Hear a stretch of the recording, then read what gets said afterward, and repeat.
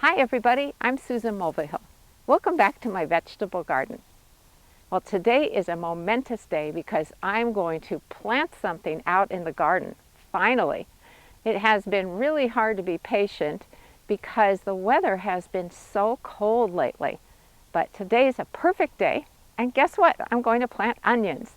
So I'm going to tell you everything you need to know in order to be successful at growing your own. Now there are 3 ways that you can grow onions. One is from seeds, of course.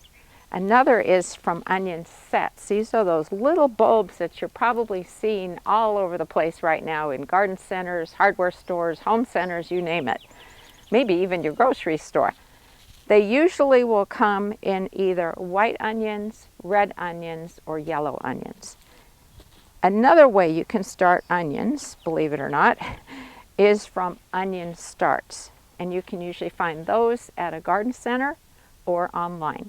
I started onions from seed in this container using the winter sowing method. If you're not familiar with it, you might want to check out my videos on winter sowing. But essentially what you do is you plant them super early, like January or February, and you put them in little milk jugs, put them outside in the elements, and then they will germinate when the time is right, and you'll end up with nice little starts. If you're looking through a seed catalog trying to decide on a variety to grow, there's one other important piece of information you need to know. So let's go over that next.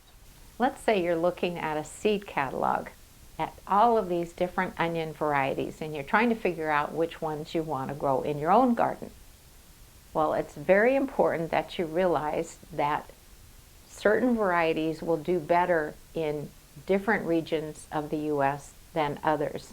And it's based on the number of daylight hours a region has during the longest days of the year. Now, I live in the Pacific Northwest, specifically Spokane, Washington. And I don't want to brag, but we have these gloriously long summer days. Well, there are 3 categories of onion varieties: long day, intermediate day, and short day. So we are in the long day category for the U.S. Now let me show you something. I have a website here that I wanted you to be aware of. It's called Dixondale Farms, and they sell onion plant starts. Now I would encourage you to go to this website because it's a great resource. So first thing you can do is look and see which category you fall in, and then at the bottom of each one there's a link. So short day, intermediate day, and long day. I'm going to click on long day, and that lists the different types of long day onion varieties. And if I go down here a ways, there's Walla Walla Sweets. So I am definitely growing something that will do well in our area. I should also mention one of the varieties they sell is Patterson, and this one lasts for a very long time in storage, 8 to 10 months, which is amazing. So I wanted to bring this up because the other thing, in addition to day length, is looking at how long a certain variety will keep in storage. So for example, Walla Walla Sweets only keep about a month in storage. So they are delicious onions. You would want to eat those first so that none of them go bad while you're storing them. And then you can have a different variety that maybe keeps a lot longer, and you would transition to those next. So these are just important things to keep in mind when you're choosing varieties to grow in your garden. So this is the bed I'm going to grow my onions in this year. It's 4 feet wide by 8 feet long. And we use a drip irrigation system to water all of our raised beds. And in this particular bed, I've got 4 runs of 1/4 inch drip tubing, and it has emitters every 6 inches. Now, the first thing I did to the soil in the bed is to use a spading fork, and I just kind of put it down in the soil and moved it a little bit just to loosen it. And I really do not advocate turning over the soil or rototilling the soil if you happen to have a conventional in-the-ground garden, because that can disturb the soil microorganisms that do so many things for our plants. And also it can damage the structure of the soil because it is in different layers, and within those layers certain types of organisms live in them.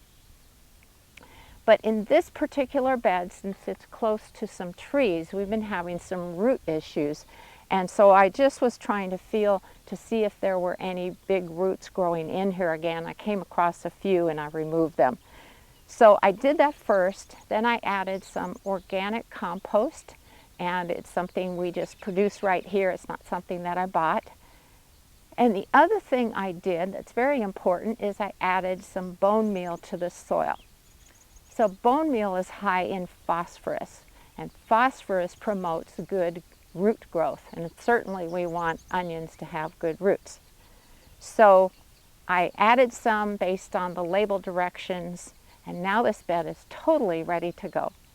Now, one other thing I wanted to mention, which I think is pretty cool, is this year I'm going to grow onions from seeds, onions from sets, and onion plant starts. And then that way I can compare how they all grow and what we end up with at the end of the growing season. I think it'll be fun to follow this along. So the first thing I'm going to plant is these plant starts. And these are Walla Walla Sweets, which form really big bulbs. And so I'm going to space them about 4 inches apart. You can see that's quite the root system already, which is amazing. Here is where the bulb is going to form. And so I'm planting them about this deep. Okay, so 4 inches, and make some room for the roots in there, make sure they're all in.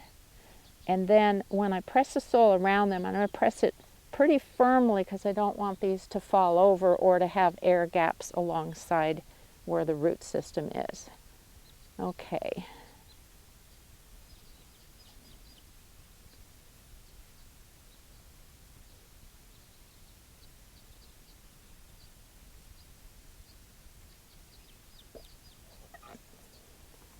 Next up are the onion sets, and if you look at them, they have a tapered neck, and then there's an area where you can see tiny little roots coming out. So you want those roots facing down and the tapered end pointing up. I'm going to plant them 3 inches apart at 1 inch depth. Now I think an easy way to plant these is to go ahead and put them where they're going to go.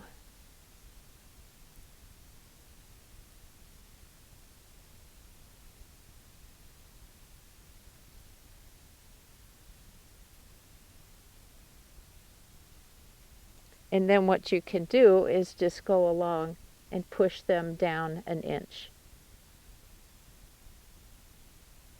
It just seems faster that way. I might be wrong.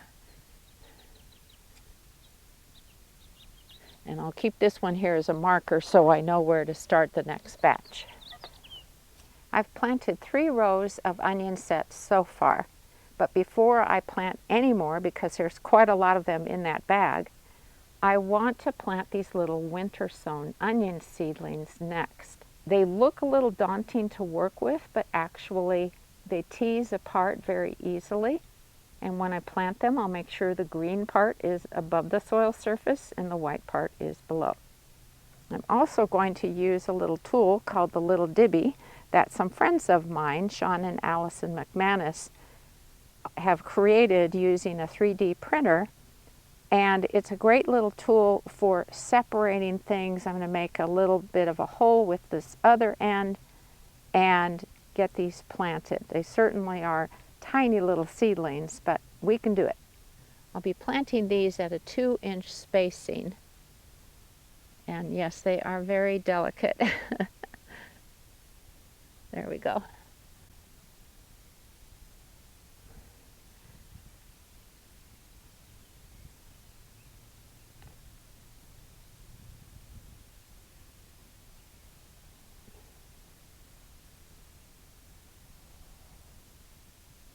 They certainly have long roots. Once again, You really want to make sure that they're making good contact with the soil and you don't have any air pockets in there. Here's another little one if you want to take a look.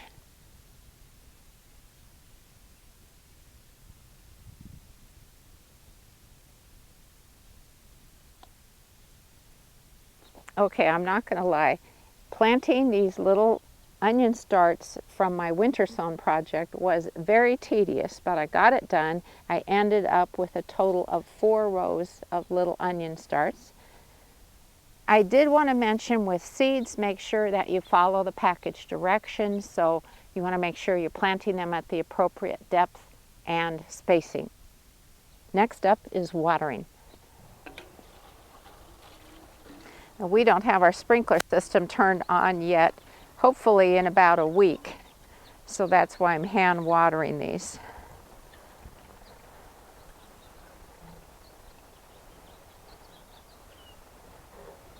Okay, so now what happens? Well, other than having fun watching them grow, make sure that you water them regularly. And what I like to do once they reach scallion size or green onion size is I'll start harvesting every other onion. And what happens to the remaining onions is they have more room to grow that bulb that we all love to eat. The nice thing about onions is they tell you when they've finished growing for the season. That's because their stalk will fall over and they will not grow anymore. So once that happens, pull them up, and it's very important that they don't get rained on or hit by a sprinkler. So what we like to do is put a tarp in one of our sheds and put all the onions on it, and then we let that outer layer of skin on the onions and the roots completely dry out before we move them into storage so we can enjoy them in the coming months. Thanks so much for watching today, everybody. I hope you're going to grow onions because they are an awesome crop and it's so cool to grow your own. Happy gardening.